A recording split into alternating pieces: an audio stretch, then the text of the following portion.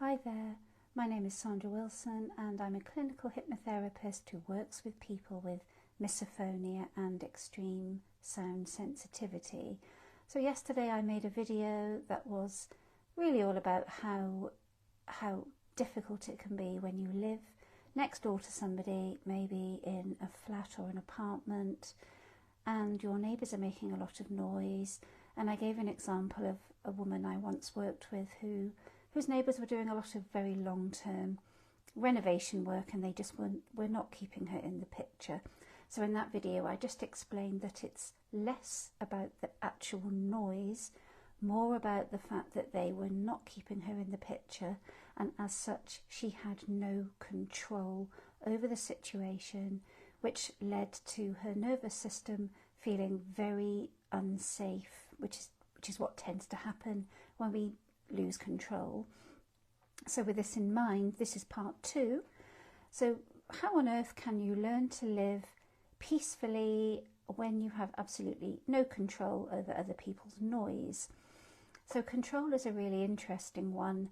Many misophonia sufferers spend their whole lives attempting to avoid or diminish or block out the noise itself. So what happens when you cannot do that? So of course you could try noise cancelling headphones, as many do. They help a lot of people, but it's not always practical, certainly not always desirable, and it does have the added downside of really putting a barrier between you and the outside world. So yes, there are a few things you can try if you are in this situation, in an apartment or a flat or even a house, and your neighbours are noisy. So yes, you could try speaking to your neighbours directly, and it can have good results, but these often are temporary, because even if your neighbours are super nice and helpful, they're willing to close doors or turn music down or keep you informed about noisy DIY renovation work, they forget. And they might run out of patience if you keep on asking them to keep the noise down. It's a clear path toward falling out and creating yet more tension. So battling with the source of the noise can often lead to a lot of frustration, greater anxiety and heightened trigger emotions. So that noise, what can you control if you cannot control the noise? And always be clear that it's not really the noise that's the problem. It's the lack of control and your response to it. So thinking about what you can control within yourself, within your own mind, your own body, and what you could experience. And is this even possible? So even though at the time of recording this there is no known cure for your misophonia, but you can learn how to cope better, how to manage better, and how to reduce your overall anxiety, especially when your nervous system has learned to feel safe. Okay, so your nervous system is likely to be primed. It's hypervigilant, very sensitive. An activity which promotes the opposite to that, so your nervous system more in the state of rest and digest, could be helpful. So you might want to notice in the midst of the chaos what your body is doing. How are you breathing? Could you breathe a little more deeply? Because when you breathe deeply, that actually does send a little signal to your nervous system that you're safe. It might be difficult, but persevere with this one, because what else can you do in that moment? You can run away and hide, you can get into a fight with the neighbours, you could move yet again. Deep breathing often does go hand in hand with acceptance, and acceptance is one of those words, it's overused, but what it really can do for you is, what can you change? And if you can't change what's in the external environment, acceptance or resistance are your only choices. So yes, you could throw down the gauntlet and mindfully accept there's nothing you can do. You're giving yourself permission to let it be and move on. So even though you may be feeling rage, shaking, crying, feeling so incredibly angry at the rudeness, the lack of consideration, breathe deeply, persevere, even say out loud to yourself, I can handle this, I am strong, I am safe, I can cope with this.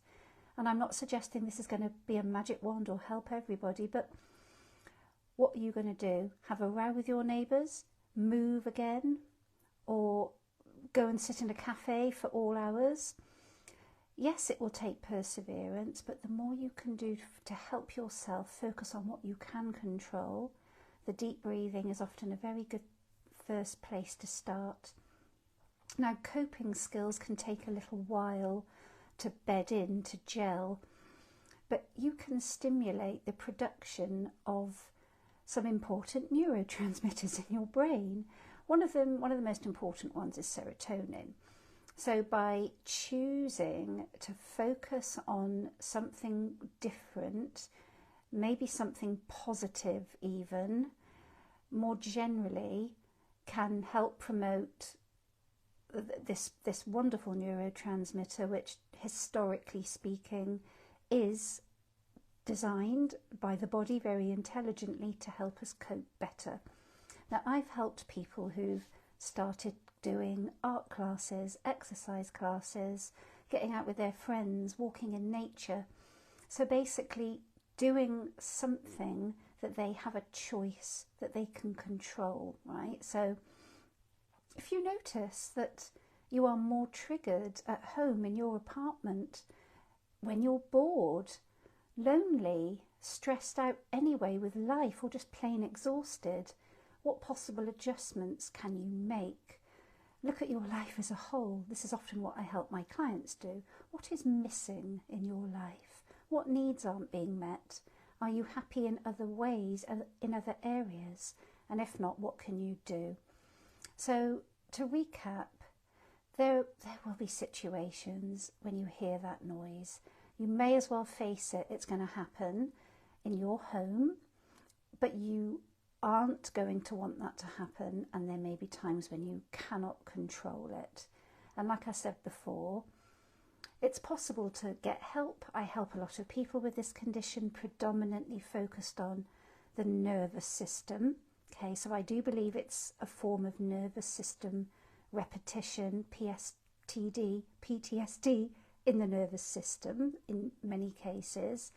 So by learning to relax, feel safe, distract yourself with positive things, all of these things can be helpful, but you do need to have a little bit of patience.